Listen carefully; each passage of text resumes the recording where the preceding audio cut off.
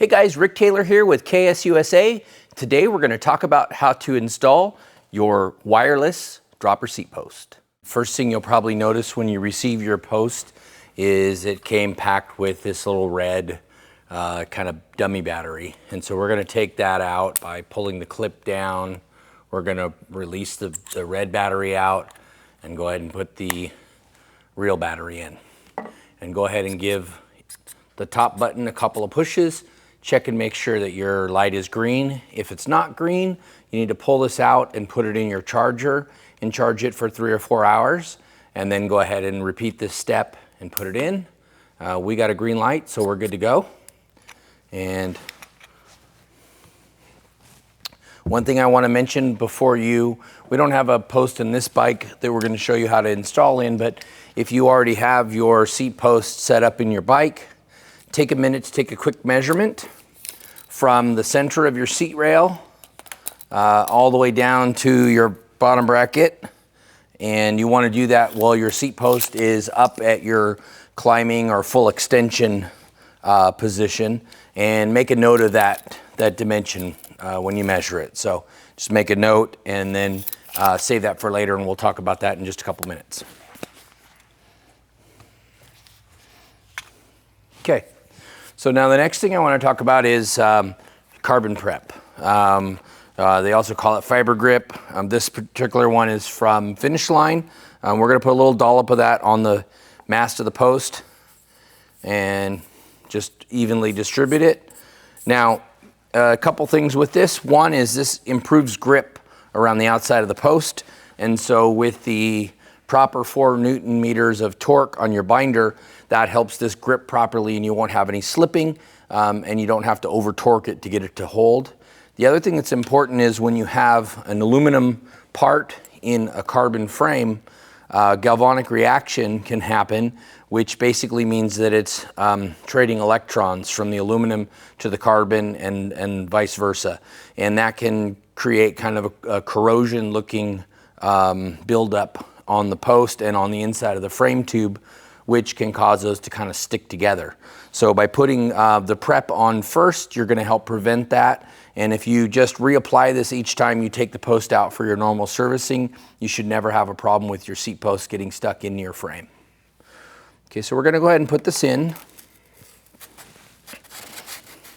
And now that measurement that we talked about earlier, if you just take that measurement from your bottom bracket up and measure up to the center of this clamp here and set the seat post at that height, that's going to be your proper extension, your proper height. If you didn't have one in the bike previously, you can set this to where you think you're going to be, and then you'll have to kind of just come back and loosen the seat clamp and adjust that height until you get the optimal height that you want for your pedal stroke. Next thing we're going to do is use our Allen with a torque wrench attached. And this is a preset 4mm torque value. You can get these from your local bike shop. If you can't find one of these, an auto parts store or hardware store will have just a normal torque wrench, and you can get one of those. But it's important to set this at 4 Newton meters.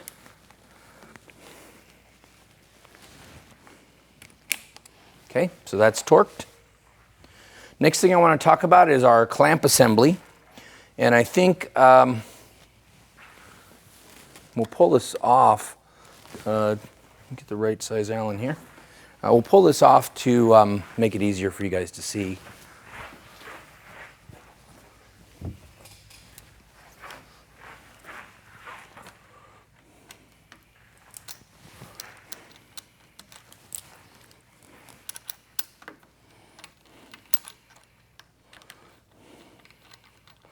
Okay, so what I'm going to recommend to you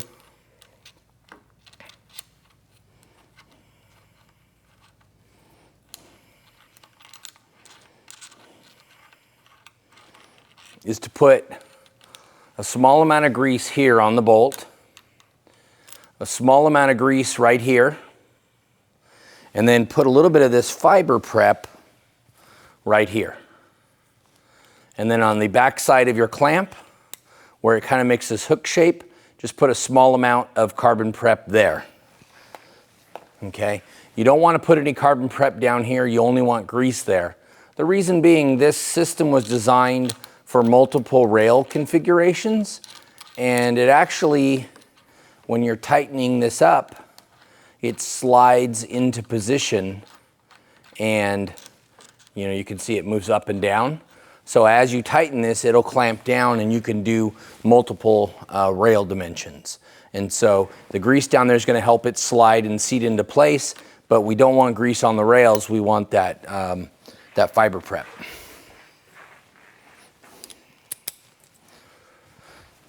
Okay, so then to put our saddle in, we're just going to hook the one side in first, flip this over. Now, you might have to loosen the bolt up just a little bit to get this other side to go in.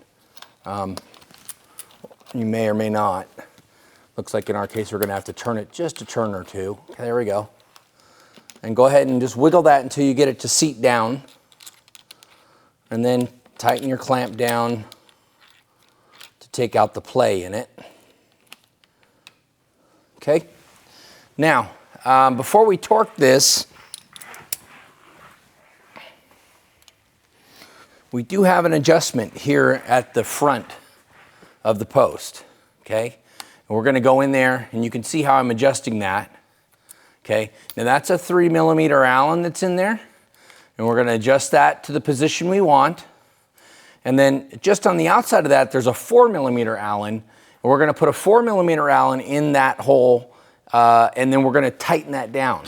That's a lock nut. That's important to tighten that down, because if you don't, that can rattle loose and come out and your seat adjustment can move. So get that all set up where you want it. You may also need to put your bike on the ground so you can get the saddle angle correct while it's level, flat on the ground. Get that set up. And then the other thing you want to check is your fore and aft position. And you can see most manufacturers have a limit line. Make sure that your clamp stays within that limit line. That's the area of the rail that the seat manufacturer has designed to handle clamping force, okay? And then the clamp force on this, check your post, but it ranges between 10 to 12 Newton meters, and you definitely want to use a torque wrench for that, okay? So we're going to set it up, and we're just going to torque it down until we get to our prescribed torque. And that's pretty much it as far as setting the post up itself. Okay, we can use our finger here and test it. And you can see it's working great. The only other thing we'll talk about is the remote setup, and that's a pretty simple process.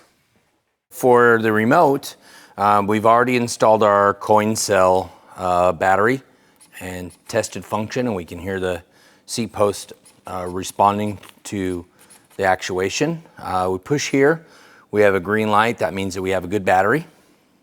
We're going to take a 3mm Allen and pull out the clamp screw. This is kind of a clamshell design, so it goes around the handlebar. And just get that started.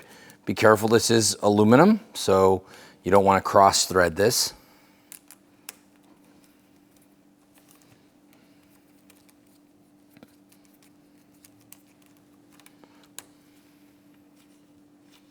Okay, and we'll set that wherever we feel comfortable, where we have a good reach. You want to keep in mind, if you're operating your brake, you don't want this so close that it's hitting the inside of your thumb, or you can accidentally actuate it. If you run into a problem where it's hitting your controls, you do have two different spots where you can bolt this to what we call the hot shoe here. So there's the two different bolts.